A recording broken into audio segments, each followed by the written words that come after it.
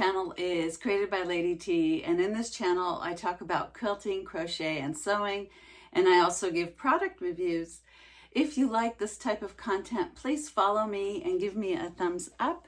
My channel is wide and diverse, and I have a lot of interests, and I love to share them with you. Today's project is this wonderful table runner I'm doing for 4th of July, because 4th of July is around the corner. So I did this braided table runner that looks like this. Try to put this in the camera. It's nice and long, and I'm actually going to gift this. I made two. I thought this was a very interesting project and a lot of fun. This is the backing, by the way. So I got the materials from Amazon and a few from Michaels, and I'm going to show you how I did this. It's very different than what I've done in the past. It has a lot of details. So right here, so there's this patchwork in there, and I binded it and I put a backing, and there's batting in here too. This will last for a long time. Very sturdy table runner. So I'm going to show you how I did this, and I hope you like it, so stay tuned. So as this piece gets longer and bigger, sometimes it gets hard to keep it down. So what I do is I put this little clip to hold it down before I actually sew the piece. That way it's easier to manage. So the clip is really good right at the seam over here, because I don't want to go the wrong way through the seam. So I'm just going to go down, because the seams have to go two opposite ways. So that's why I make sure that I've got this little wonder clip in there. So here's what I mean. This side goes this way and this side goes this way. So in order to sew it well, I tack it down with the wonder clip to keep it all together. All right, so I've got half of this done, and it's looking really good. Now I have not ironed it. I'm going to iron it when I do after I do the other side. So this part is empty now, so I'm just gonna redo everything this way. I'm gonna cut a little bit from here and just get this out of the way, and then I'm just gonna go this way and this way until I have the whole table runner done. All right, so I've got the other side to do now. So just the way I did this side, I'm going to lay out my pieces in the same order that I had for this side. And I am going to put the pretty sides together, and I'm going to sew this way down. And then I'll do the other piece, this piece, with the trying this part. So I'll do the exact thing I did on my first side on the second side. Now it is a little harder to do the second side, because the second side has all this salvage, extra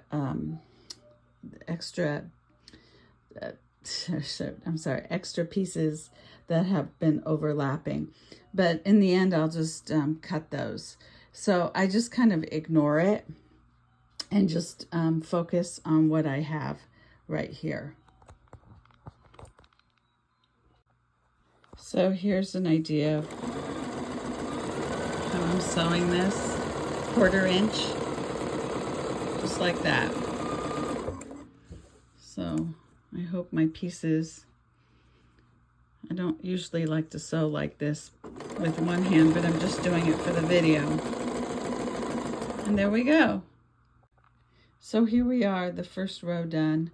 So my next piece, will take this and the little square that I have, the 2.5 inch square, I'll put that and put it there and just build like I did the other side. All right, so I hope my video captures all of this, but I've got the table runner done, And I added these sides, these borders to the side, and it's all done. Now what I'm going to do is add the backing and the binding and finish it off. So I will be putting batting in the back, and then first I'll put the batting, and then I have to put a backing. I'm hoping I have some red for the backing, some leftover red. If I don't, then I'm gonna have to go out and buy some more fabric. So yeah, it looks very nice, but I am gonna put batting so that it has a nice rich flavor to it. And I'm going to be stitching in the ditch throughout this whole piece, even here, these sides. And then it's just a matter of putting on the binding, and then it's done, and it's going to be wonderful. All right, so what I did is I cut my batting and my backing, and I cut them a little larger than the actual piece of my table runner. And what I'm going to do is I'm going to turn these over, and I am going to spray with 505 spray. The spray over here, I'm going to spray it and keep this and make a large quilt sandwich, and then I'll start quilting this. All right, so oops, I am spraying the last bit of this 505. Oh boy, I went out a little bit.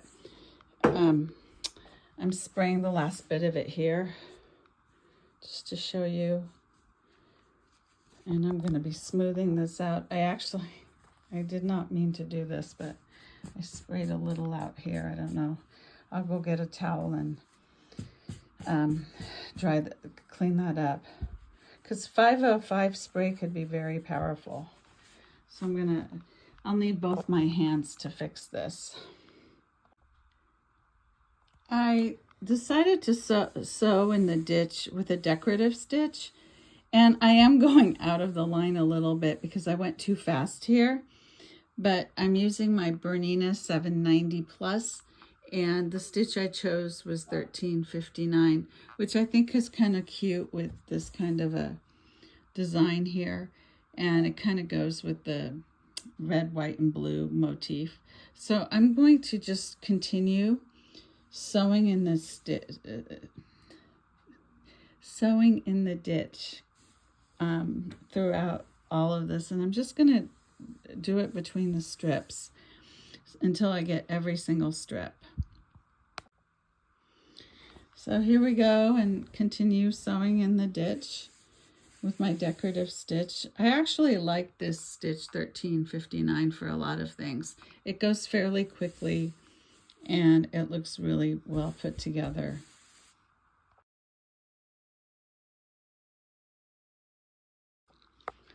All right, so I'm done with the quilting, and now I'm just going to add the binding, and I'll be done with this quilt.